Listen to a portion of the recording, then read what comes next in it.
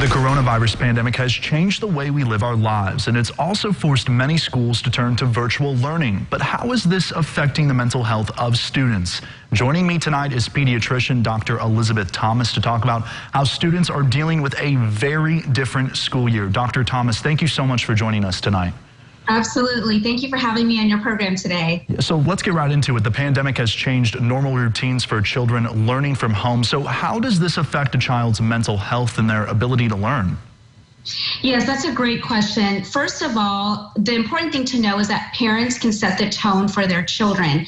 And this is a challenging time for us as parents as well. So it's important for parents to know that we set the tone. So however we feel is how it's going to reflect on our kids many times. So it's important for us to stay positive and set a good routine for what's going to happen, whether the child is in virtual school or whether they're going to be sent to school. There are many ways that it can affect a child's mental health because things have changed so much. When they left after or before spring break, they were with their friends, they were not wearing masks. But now that they're going to school with masks on, with social distancing, they have to see things a lot differently. So it's very important that we can prep our children into knowing what to expect when they're returning to school, encouraging them to wear their masks, keeping social distance, waving at their friends.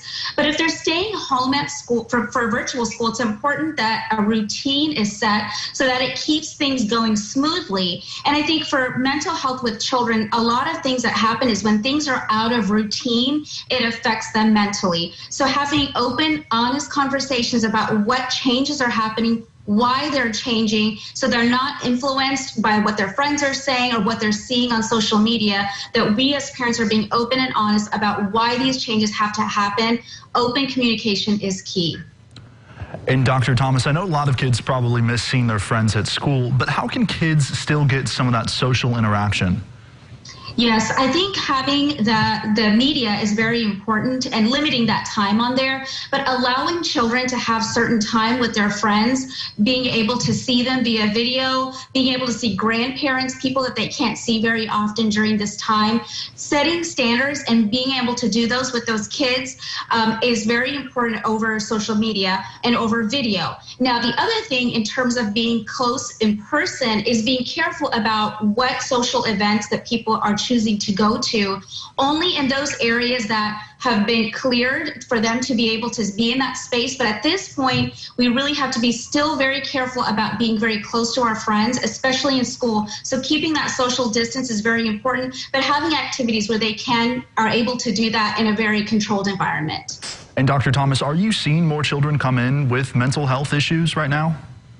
During the pandemic and during the thick of things, we were seeing especially teenagers that were having a difficult time coping through the situation because teenagers are very social. So we did see a lot of people that were becoming more anxious, becoming fearful that they may get the virus. So we did encourage them to be able to talk things out with their family members, even keep relationships with their friends over text and over video, and being able to do that was very important. So yes, we did see a rise, but we did encourage those kids to be able to have those open lines of communication, and even teaching parents that they need to look out for things in their kids so they can see changes, like changes in their routine. If they normally don't like certain activities and they're drawing away from it, or if they're having irritability or changes in mood, those are times to reach out to their pediatrician to get some further help if needed.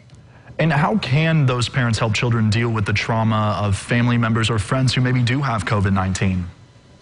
That's a great question because a lot of our kids are facing that situation. First of all, asking them open-ended questions, especially with your older kids and your teenagers, asking them, how do you feel about so-and-so having the virus? What does that mean for you? Because many times kids think that they're about to get the virus as well.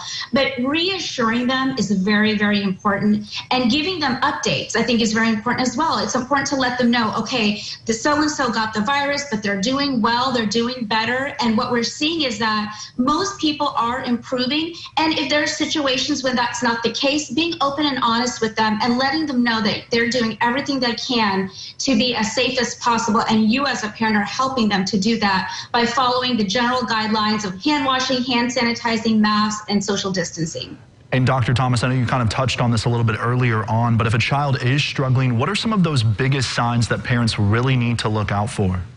Yes, changes in their mood, changes in their behavior, loss of interest, their changes in their sleep patterns, or even changes in eating. When you start to see your child doing things out of the norm for themselves, that's when you start to see red flags. Kids not getting up in the mornings like they should be, sleeping in for long periods of time.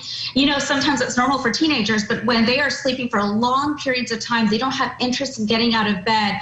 They're more irritable, they're more moody, or even changes in their eating habits. That's when you start to think to yourself, okay, is there something that we need to talk about? I would first open up those lines of communication, talk to them, and then of course, if things aren't working out that way, reach out to their pediatrician. The other thing that I do want to mention with teenagers that we don't ever want to forget is if you see they're saying things about suicide or not wanting to live, it's very important that those parents reach out to the National Suicide Prevention Hotline. And that number I wanted to mention, that is 1-800-273-TALK. So it's very important that parents have that resource as well.